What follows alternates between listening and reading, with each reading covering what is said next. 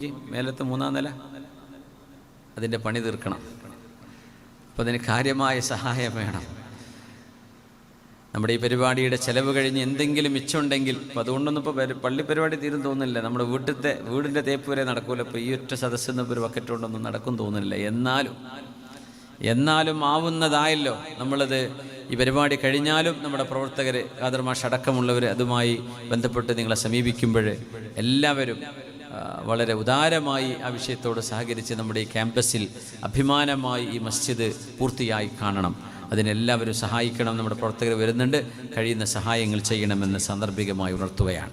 ഒരു 3 സ്വലാത്ത് ചൊല്ലല്ലേ, ഒന്ന് എണീറ്റ് 3 സ്വലാത്ത് ചൊല്ലിയിരുന്നാൽ നമുക്കൊരു ഉന്മേഷമായിരിക്കും. കുറേ സമയമായാലും നിങ്ങൾ ഇരിക്കുന്നു, 3 സ്വലാത്ത് ചൊല്ലി അപ്പോഴേക്കും നിങ്ങൾ പൈസ ഒക്കെ പേഴ്സിലുള്ളവരൊക്കെ ഒന്ന് എടുത്തോളൂ, കൊടുക്കാനൊക്കെ റെഡി ആയിക്കോളൂ. സല്ലു അലൻ നബിയ്യ മുഹമ്മദിൻ വ ആലിഹി അല്ലാഹുമ്മ സല്ലി അലാ സയ്യിദിനാ മുഹമ്മദിൻ وعلى آل سيدنا محمد وبارك وسلم عليه اللهم صل على سيدنا محمد وعلى آل سيدنا محمد وبارك وسلم عليه اللهم صل على سيدنا محمد وعلى آل سيدنا محمد وبارك وسلم عليه. നല്ല ചൂടുണ്ടല്ലേ, നിർത്തല്ലേ? നിർത്തണോ? ചൂടാണെങ്കിൽ പോയി നിർത്താം, കുഴപ്പമില്ലല്ലേ? മാഷ് ഇവിടെ ഉണ്ടല്ലോ. അൽഹംദുലില്ലാഹ്. അള്ളാഹു നമ്മുടെ ഇരുത്തം സ്വീകരിക്കട്ടെ. നമ്മുടെ ദുആക്ക് ഉത്തരമുള്ള ഇരുത്തമാക്കി അള്ളാഹു മാറ്റിത്തരട്ടെ. وَإِذَا بُشِّرَ أَحَدُهُم بِالْأُنثَىٰ ظَلَّ وَجْهُهُ مُسْوَدًّا وَهُوَ كَظِيمٌ. പെൺകുട്ടി ജനിച്ചാൽ അവസ്ഥ ഖുർആൻ പറയുന്നത് സൂറത്തുൻ നഹലിൽ. وَإِذَا بُشِّرَ أَحَدُهُم بِالْأُنثَىٰ ظَلَّ وجهه مسودا وهو كظيم يتوارى من القوم من سوء ما بشر به أيمسكه على هون أم يدسه في التراب ألا ساء ما يحكمون.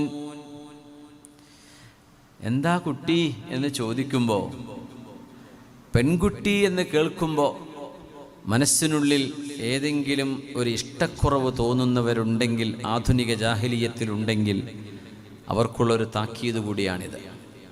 ആണും പെണ്ണും തീരുമാനിക്കുന്നത് അള്ളാഹുവിൻ്റെ റബ്ബ് ചെയ്യുന്ന പണിയാണ്. ഒരു പെണ്ണിനും കുട്ടിനെ ആൺകുട്ടിയെ പെൺകുട്ടിയാക്കാൻ ഒരു ഭാര്യയ്ക്കും കഴിയില്ല, ഒന്നും ചെയ്യാൻ പറ്റില്ല. അള്ളാഹുവിൻ്റെ തീരുമാനമാണ്.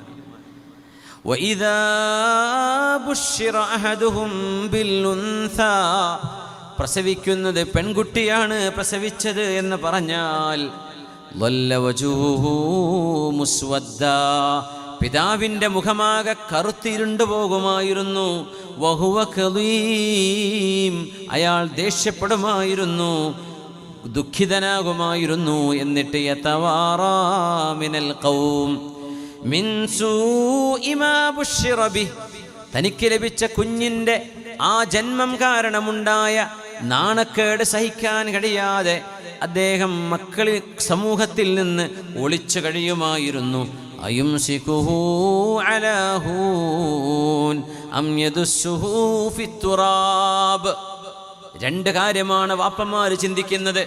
എൻ്റെ ഈ കുഞ്ഞിനെ അപമാനത്തോടെ ഞാൻ വളർത്തേണമോ, അതല്ല ഈ കുഞ്ഞിനെ ഞാൻ ജീവനോടെ കുഴിച്ചു മൂടേണമോ? അലാ സാഅ മാ യഹ്കുമൂൻ, എത്ര മോശമാണ് അവരെ പറയുന്നത്. അള്ളാഹു തന്ന ഒരു ജീവനെ, അള്ളാഹു തന്ന ഒരു കുഞ്ഞിനെ വേണ്ട എന്ന് പറയുന്നത് എത്ര വലിയ തിന്മയാണ്. പെൺകുട്ടികൾ വേണ്ട എന്ന് പറഞ്ഞ് നടന്നിരുന്ന കാലം ശുദ്ധ ഖുർആൻ സൂറത്തു തക്വീറിൽ ആയത്തിറങ്ങി. വഇദൽ മൗഊദതു സുഇലത് ബിഅയ്യി ദംബിൻ ഖുതിലത് വഇദ അസ്സുഹുഫു നുശിറത്. ഖിയാമത്ത് നാളിൽ അല്ലാഹു വിചാരണക്ക് കൊണ്ടുവരുമ്പോൾ പിഞ്ചു മക്കളായ പൈത മക്കളോട് റബ്ബ് ചോദിക്കും, മോളെ ബിഅയ്യി ദംബിൻ ഖുതിലത്, എന്ത് തെറ്റിനായിരുന്നു മോളെ നിന്നെ കുഴിച്ചു മൂടിയത്? അന്ന് ഒരു പെണ്ണ് പൂർണ്ണ ഗർഭിണിയായി പ്രസവിക്കാൻ നിൽക്കുമ്പോൾ ഒരു കുഴിയുടെ മുന്നിൽ കൊണ്ടുവന്നാണ് അത്രേ പ്രസവം നടത്തുക. അങ്ങനെ പെണ്ണ് പ്രസവിക്കുന്നത് പെൺകുട്ടിയാണ് എന്ന് പേറ്റുനോവെടുക്കുന്ന പെണ്ണ് പറഞ്ഞാൽ ആ കുഴിയിലേക്ക് നേരെ ആൺകുട്ടിയാണെങ്കിൽ എടുത്തു കൊണ്ടുവരും, അല്ലെങ്കിൽ നേരെ കുഴിയിലേക്ക് മണ്ണിട്ട് മൂടും. അങ്ങനത്തെ ദുഷ്ടന്മാരുടെ കാലത്ത് മഹാനായ സയ്യിദ് ഇബ്നു അംർ ഇബ്നു നുഫൈൽ, ആ മഹാനാണ് പറഞ്ഞത്, പെൺമക്കളെ നിങ്ങൾ കുഴിച്ചു മൂടരുതേ, ദാരിദ്ര്യമാണ് പ്രശ്നമെങ്കിൽ ഞാൻ നിങ്ങൾക്ക് കാശു തരാം. മുതലാളിയായിരുന്നു.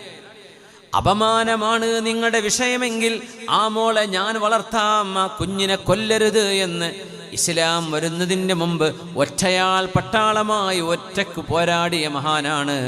സ്ത്രീ വിമോചനത്തിന് വേണ്ടിയെന്നോ പെൺകുട്ടികളുടെ ജീവരക്ഷയ്ക്ക് വേണ്ടിയെന്നോ എന്തും പറയാം. അങ്ങനെ ത്യാഗം ചെയ്തൊരു മഹാനായ റസൂലുള്ളാഹി സ്വല്ലല്ലാഹു അലൈഹി വസല്ലം തങ്ങൾ പറയുകയാണ്, മഹാനായ സയ്യിദ് ഇബ്നു അംർ എന്നവരെ കുറിച്ച് പറഞ്ഞു, യുബ്അസു യൗമൽ ഖിയാമത്തി ഉമ്മതൻ വഹദ ബൈനി വബൈന ഈസ ഇബ്നു മറിയം. നാളെ ഖിയാമത്ത് നാളിൽ ഒരു സമൂഹമായി ഒരേ ഒരു മനുഷ്യനൊരു സമൂഹം എന്ന് ഖുർആൻ പറഞ്ഞത് മഹാനായ ഇബ്രാഹിം നബിയെ കുറിച്ചാണ്. ഇന്ന ഇബ്രാഹീമ കാന ഉമ്മ. പ്രൊഫറ്റ് ഇബ്രാഹിം അലൈഹിസ്സലാം വാസ് എ നേഷൻ. അവരൊരു സമൂഹമായിരുന്നു എന്നാണ് പറഞ്ഞത്. അങ്ങനെ ഒരു സമൂഹമായി നാളെ അല്ലാഹുവിൻ്റെ മുമ്പിലേക്ക് വരുന്ന മഹാനാണ് സയ്യിദ് ഇബ്നു അംർ ഇബ്നു നുഫൈൽ റളിയല്ലാഹു അൻഹു എന്ന് മഹാനായ അഷ്റഫുൽ ഖൽഖ് സ്വല്ലല്ലാഹു അലൈഹി വസല്ലം. യുബ്അസു യൗമൽ ഖിയാമത്തി ഉമ്മ ബൈനി വബൈന ഈസ ഇബ്നു മറിയം. എൻ്റെയും ഈസ നബിയുടെയും ഇടയിൽ ഒരു സമൂഹമായി പുനർജന്മം നൽകപ്പെടുന്ന മഹാനെന്ന് നബി തങ്ങൾ പറഞ്ഞ ഇദ്ദേഹം ചെയ്ത ഏറ്റവും വലിയ സേവനം പെൺമക്കളെ സംരക്ഷിച്ചു എന്ന വലിയ ഒരു നന്മ കൂടിയുണ്ട് അവിടെ. മന്നാല ജാരിയതൈനി ഔ സലാസ. നബി തങ്ങൾ പറയട്ടെ, പെൺമക്കളുള്ള മുഴുവൻ ആളുകളും ഒന്ന് സന്തോഷത്തോടെ കേൾക്കണേ. വഹയിന്റെ വെളിച്ചമാണ് ഈ പറയുന്നത്, അല്ലാഹു നൽകുന്ന അറിവാണ് പറയുന്നത്. പുണ്യനബി മൻ ആല ജാരിയതൈനി, 2 പെൺകുട്ടികളെയോ ഔ സലാസ, 3 പെൺകുട്ടികളെയോ ആരെങ്കിലും പോറ്റി വളർത്തുകയാണെങ്കിൽ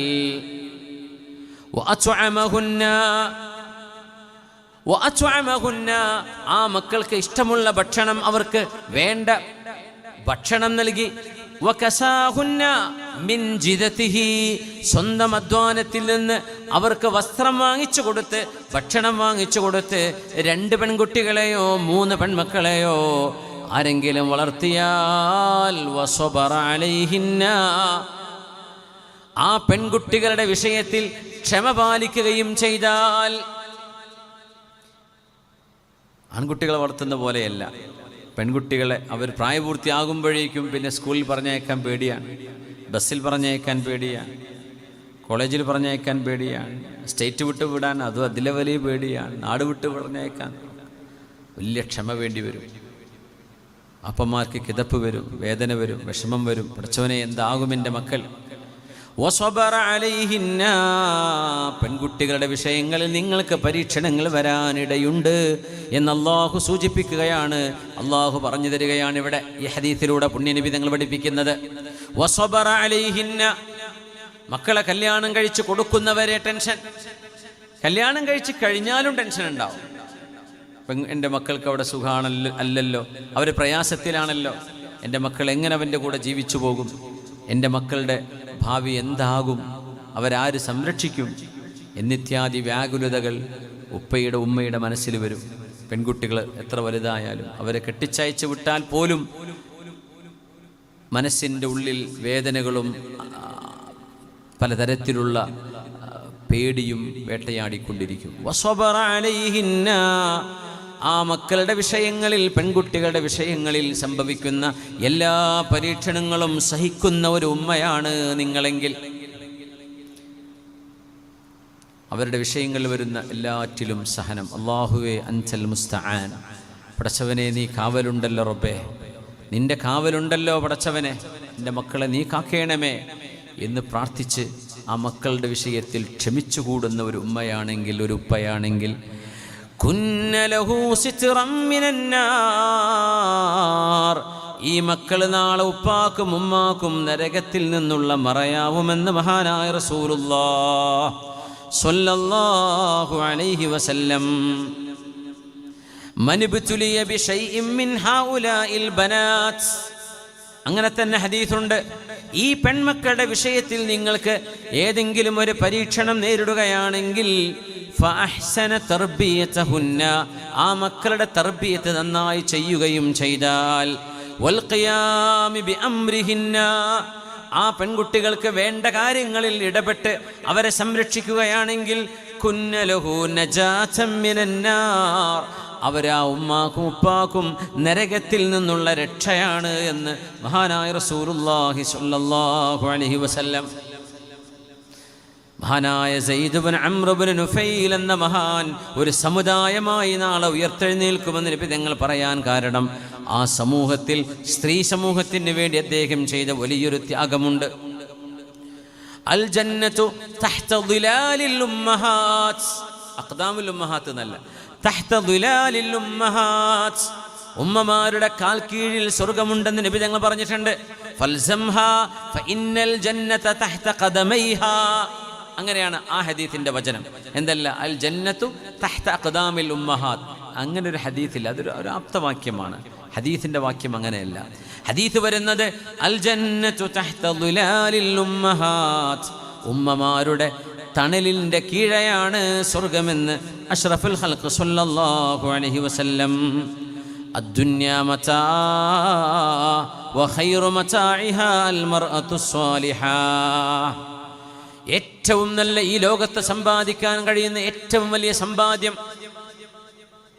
എന്താ? വീടാണോ, കാറാണോ, ഷോപ്പിംഗ് കോംപ്ലക്സ് ആണോ, ബിൽഡിംഗ് ആണോ, സ്ഥലമാണോ? എന്താ ഏറ്റവും വലിയ സമ്പാദ്യം എന്നറിയോ? അൽ മർഅതു സ്വാലിഹാ, അല്ലാഹുവിനനുസരിച്ച് ജീവിക്കുന്ന ഒരു നല്ല ഭാര്യയെ നിങ്ങൾക്ക് ലഭിച്ചാൽ അത് അല്ലാഹുവിൻ്റെ ഈ ഭൂമിയിലെ ഏറ്റവും വലിയ സ്വത്താണ് എന്ന് അഷ്റഫുൽ ഖൽഖ് സ്വല്ലല്ലാഹു അലൈഹി വസല്ലം. ഹബീബിൻ്റെ പെൺമക്കളെ, അവിടുത്തെ ഭാര്യമാർ നമുക്ക് മാതൃകയാണ്. ജുവൈരിയ ബീവി റളിയല്ലാഹു അൻഹാ, അല്ലാഹുവിൻ്റെ റസൂലിൻ്റെ ഭാര്യയായ ജുവൈരിയ റളിയല്ലാഹു അൻഹാ, ഹബീബായ നബി തങ്ങൾ സുബ്ഹി നിസ്കാരം കഴിഞ്ഞ് ഇറങ്ങി വരുമ്പോൾ ജുവൈരിയ ബീവി സുബ്ഹി നിസ്കരിച്ച ആ മുസല്ലയിൽ തന്നെ ഇരിക്കുകയാണ്. ബീവിയോട് ചോദിച്ചു, അമാ സിൽതി ഫീ മജ്ലിസികി അല്ലദീ കുൻതി അലൈഹി, അങ്ങനെ സുബ്ഹി